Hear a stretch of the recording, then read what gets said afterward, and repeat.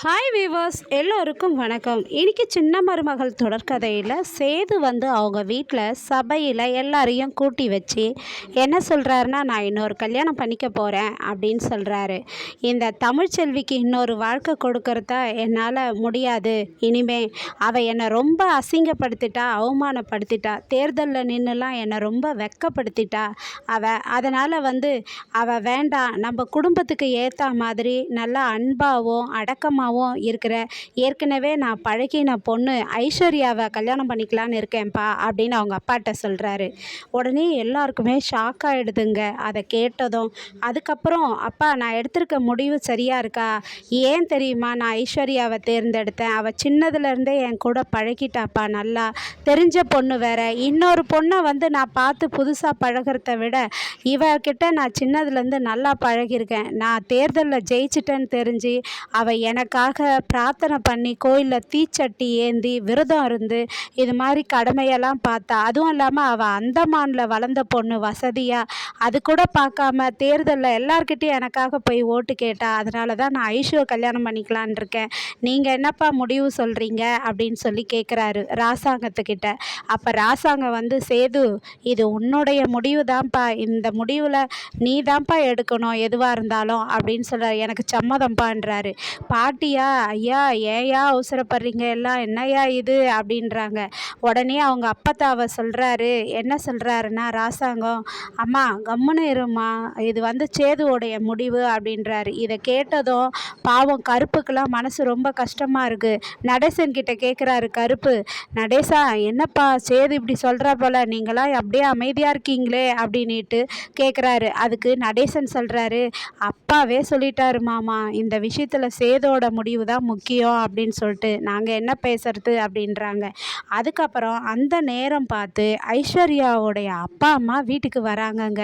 வீட்டுக்கு வந்ததும் அவங்கக்கிட்ட இந்த விஷயம் சொல்லலான்னு ராசாங்கம் தயங்குறாரு. அப்போ உடனே ஈஸ்வரி மாமா ஏன் தயங்குறீங்க, அண்ணனுக்கு ஒன்றும் இது புது கதை இல்லை, ஏற்கனவே தெரிஞ்ச கதை தான் அப்படின்னு சொல்லிட்டு அவங்க ஐஸ்வர்யா அப்பா கிட்ட அண்ணா நம்ம ஐஸ்வர்யாவை சேது கல்யாணம் பண்ணிக்க ஓகே சொல்லிட்டாருண்ணா அப்படின்னு சொல்கிறாங்க.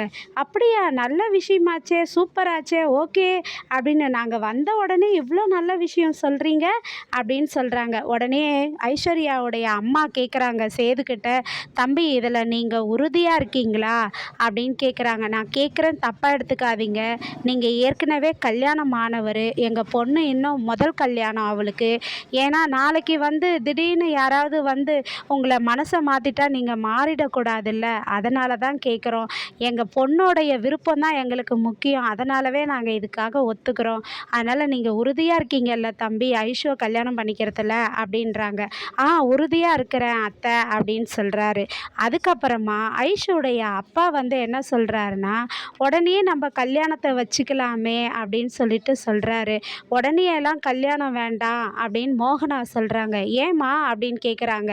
இல்லை, சேதுக்கு இன்னும் முதல் கல்யாணம் டைவர்ஸ் ஆகலை, விவாகரத்து ஆகட்டும், அதுக்கு முன்னாடி வச்சுட்டா தப்பாக போயிடும் இல்லையா, அதனால தான் சொல்கிறேன் அப்படின்றாங்க. உடனே ஐஸ்வர்யாவுடைய அப்பா என்ன சொல்கிறாருன்னா, நீங்கள் கல்யாணத்தை 6 மாதமோ 1 வருஷமோ இழுக்கிற மாதிரிலாம் இருந்தால் வேண்டாம் அப்படின்றாரு.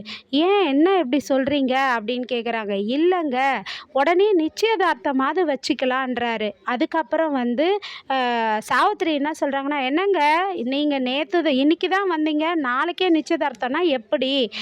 நீங்கள் இதெல்லாம் பேசி வச்சு ஏற்கனவே சொல்லி வச்சு பண்ணுற மாதிரி இல்லை பண்ணுறீங்க அப்படின்றாங்க. அப்போ ஐஸ்வர்யா அப்பா சொல்கிறாரு, இதுக்காக தான் நான் சொன்னேன், பார்த்தீங்களா எவ்வளோ பேர் எப்படியெல்லாம் பேசுவாங்க, உங்கள் தங்கச்சியே பேசுகிறாங்க.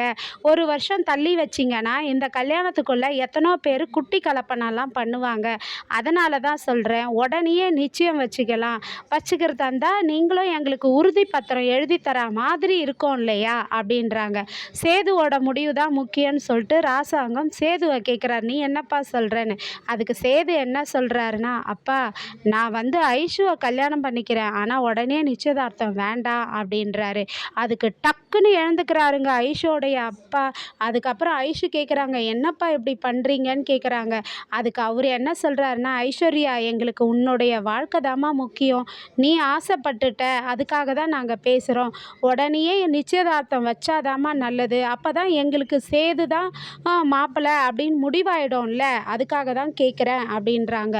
உடனே சரின்னு சொல்கிறாங்கங்க.